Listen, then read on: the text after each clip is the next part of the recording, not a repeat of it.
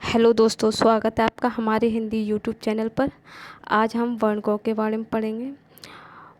श्वास में कंपन के आधार वर्ग दो प्रकार के होते हैं। एक होते हैं अघोष और दूसरे होते हैं घोष।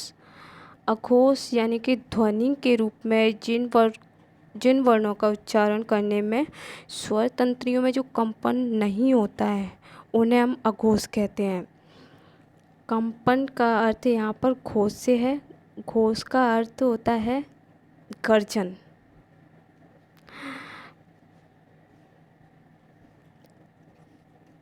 तो आइए जानते हैं इसमें कौन कौन से व्यंजन हैं, कौन कौन से स्वर हैं जो अघोष में आते हैं।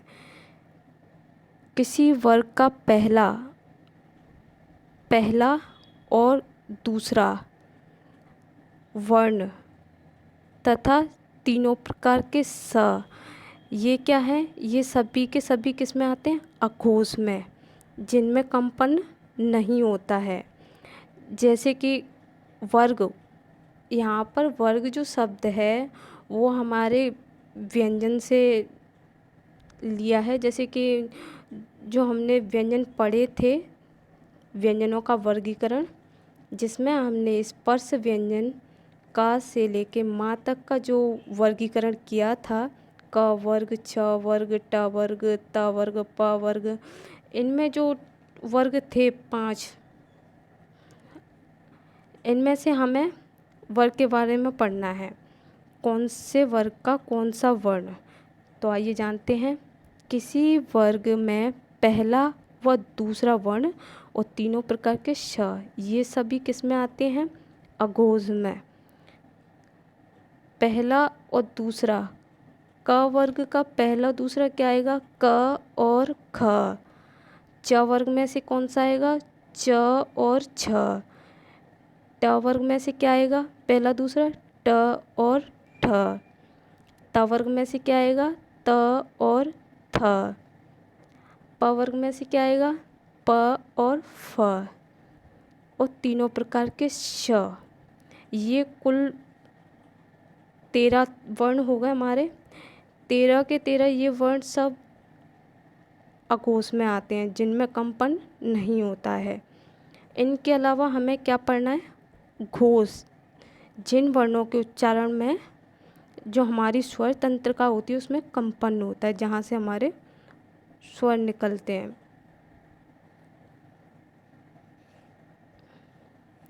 अब बात करते हैं घोष की। घोष, जिसे हम सघोष के नाम से भी जानते हैं, ध्वनि के रूप में जिन वर्णों को उच्चारित में स्वर तंत्रियों में जो कंपन होता है उन्हें हम क्या बोलते हैं, घोष। इन सब में कंपन होता है, इन वर्णों के उच्चारण में कंपन होता है, वो तो आ गए हमारे घोष में। और जिनमें कंपन नहीं हो रहा था वो आते हमारे अघोष में।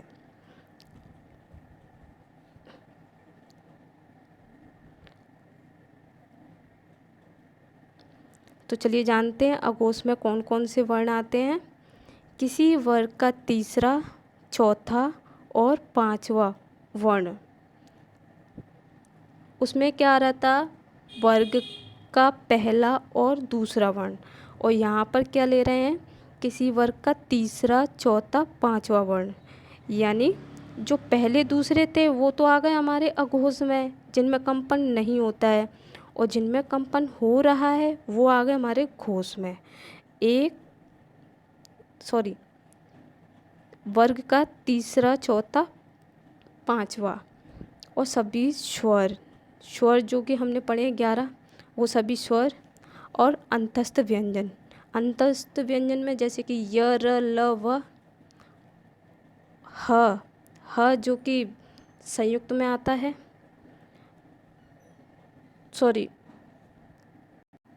ह जो कि उस व्यंजन में, कुल मिला के इनमें सब 31 वर्ण हो गए।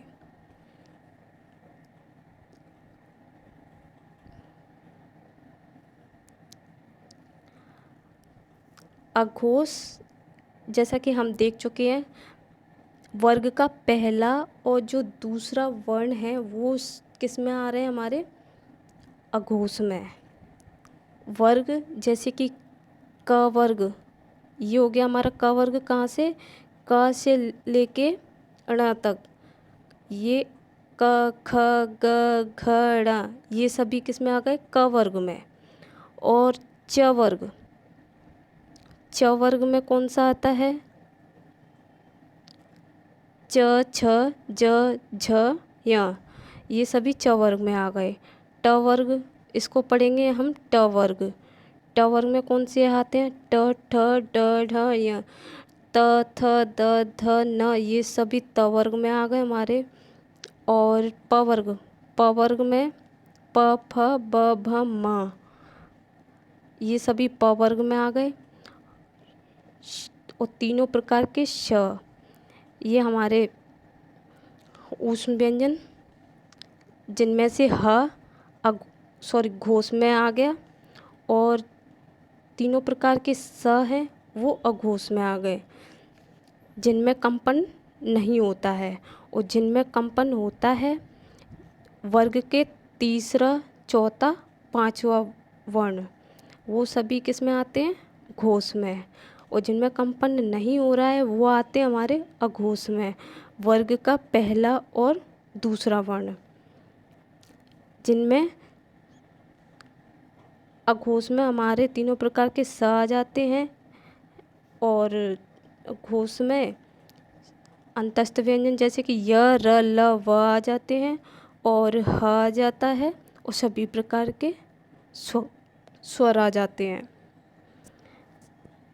इनको याद करने के लिए पहले हमें स्पर्श व्यंजन का वो ज्ञान होना ज़रूरी है। ये हमारे सभी स्पर्श व्यंजन में आ जाते हैं, का से लेके माँ तक।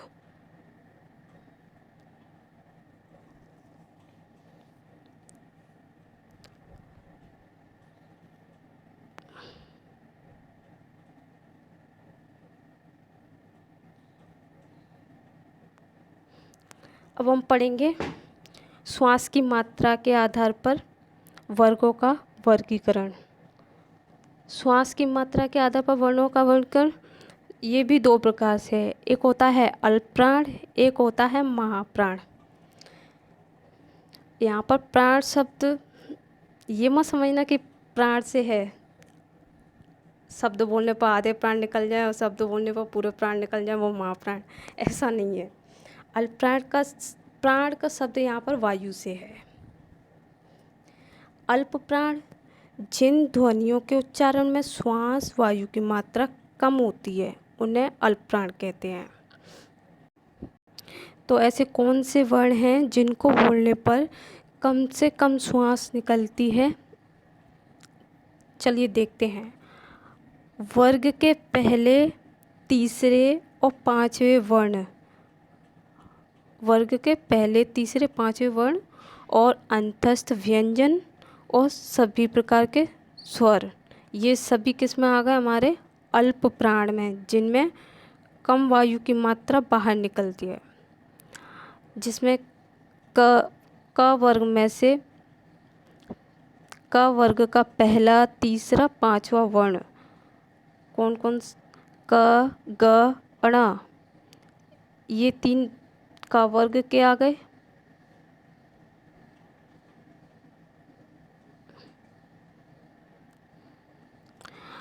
च वर्ग, च वर्ग में से क्या लिया हमने? च ज य, च वर्ग का पहला, तीसरा ज और पांचवा य। ऐसे ही ट वर्ग से ट ड ण, त वर्ग से त द न, प वर्ग से प ब म, और ये आ गए हमारे अंतस्थ व्यंजन और सभी प्रकार के स्वर। तो कुल मिला के ये 19 वर्ण जो हैं हमारे वो अल्प प्राण में आते हैं। इनके अलावा जो भी वर्ण हैं वो हमारे महाप्राण में चले जाते हैं। तो चलिए जानते हैं उनके बारे में भी। महाप्राण, महाप्राण जिन वर्णों के बारे में मतलब जैसे कि जिन ध्वनियों के उच्चारण में श्वास वायु की मात्रा अधिक बाहर होती है उन्हें हम महाप्राण कहते हैं। तो ऐसे कौन से वर्ण हैं जिनको बोलने पर अधिक वायु बाहर जाती है?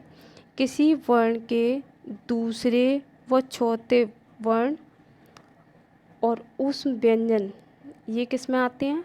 महाप्राण में।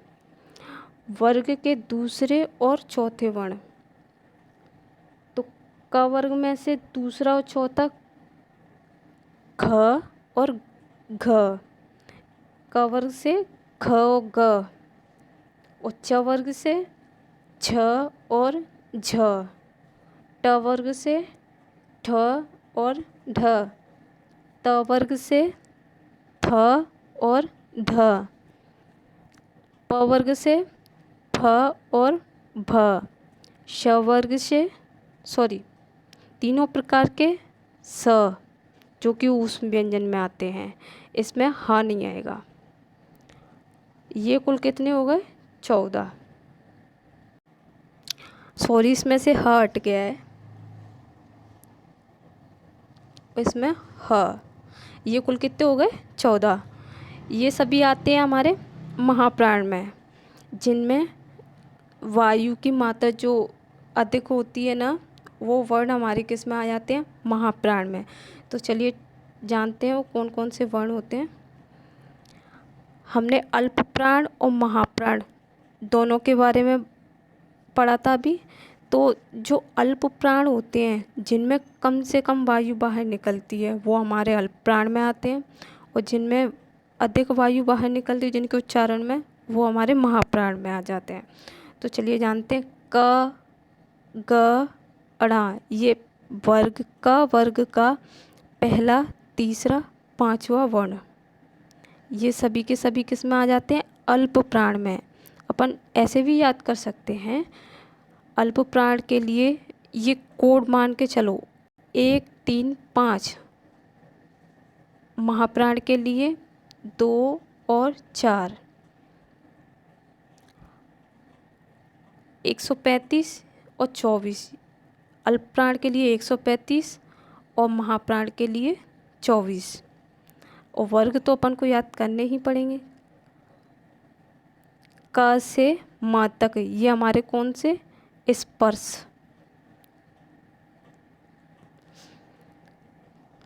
सब में 5-5 वर्ण होते हैं। क वर्ग में ये 5, च वर्ग में भी 5, ट वर्ग में भी 5, त वर्ग में भी 5 और प वर्ग में भी 5, ये टोटल 25 होते हैं।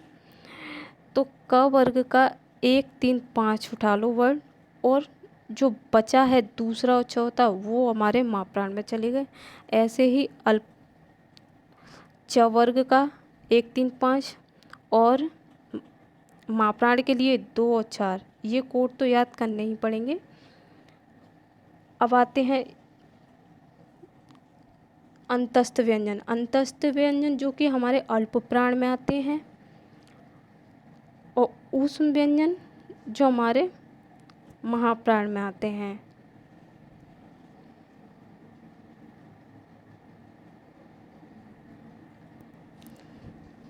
वीडियो को लाइक करें, आने वाले वीडियो को देखने के लिए चैनल को सब्सक्राइब करें।